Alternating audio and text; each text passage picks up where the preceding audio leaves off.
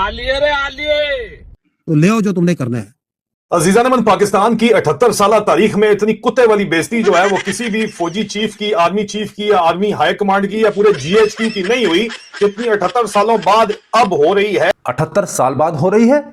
अबे तो हम क्या कर रहे हैं यहाँ इतने साल से? बेइज्जती तो बहुत हो रही है तुम्हारी, पर तुम्हें पता अब चल रहा है बेटो।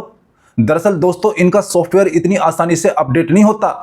पोर्कियो का हार्डवेयर बहुत पुराना है, तो इन्हें पता बहुत देर से चलता है। इसलिए कह रहे हैं कि अब बेइज्जती हो रही है। बेइज्जती अब नहीं हो रही बेटा, बहुत दिनों से कर रहे हैं हम तुम्हारी बेइज्जती। तेरे सिवा किसी और ने ऐसा प्रलाप किया होता तो इसी क्षण उसे प्राणों से हाथ धोना पड़ता। और तुम देख लेना, ये झोपड़ी वाले इस बेइज्जती का, कुत्ते वाली बेइज्जती का क्रेडिट भी दूसरे खुद ही ले लेंगे। ये हम इंडियंस को इस मामले में भी पीछे छोड़ देंगे। हर जगह इन्हें ही नंबर 1 आना है बस।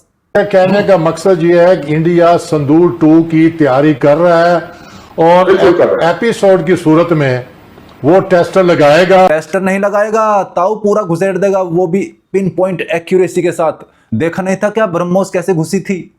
ना 1 इंच इधर ना 1 इंच उधर, बिल्कुल बीच में गई थी।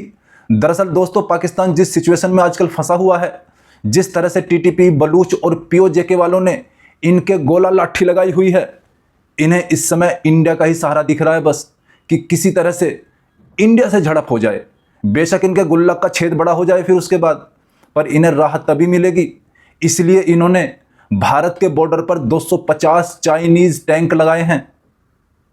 उधार के ही हैं, ज्यादा पैसे वैसे नहीं देते किसी को। ये कहने का मकसद ये है कि इंडिया संदूर 2 की तैयारी कर रहा है। लो कर लो बात, तोप झोपड़ी वाले खुद लगा रहे हैं बॉर्डर पर, और सिंदूर 2.0 की तैयारी इंडिया कर रहा है। अबे हमें तुम जैसे पटबीजनों को पीटने के लिए किसी तैयारी की जरूरत नहीं है। और तुमसे किसने कहा बे झोपड़ी वालों कि हम तुमसे ग्राउंड पे लड़ेंगे? नहीं सर, आप क्या बूट्स एंड ग्राउंड वाले एपिसोड देख रहे हैं या एयर स्ट्राइक की बात कर रहे हैं? देखा, इसे कहते हैं एक्सपीरियंस। खंडर बता रहा है कि इमारत कभी जवान थी। इनको पता चल चुका है कि अब तोप को बॉर्डर पर लगाने से कुछ नहीं होगा, सीधे थौर वाली बिजली गिरेगी ऊपर से, और फिर इनके यूट्यूबर नाजरीन करते हुए आसमानी बिजली गिरने की वीडियो बनाएंगे। आसमान रो पड़ा है, जमीन कांप उठी है, समंदर खामोश हो गए हैं। ये जी पंजाब पुलिस यहाँ पे खड़ी है, मैं अंदर जाने की मैंने कोशिश की है।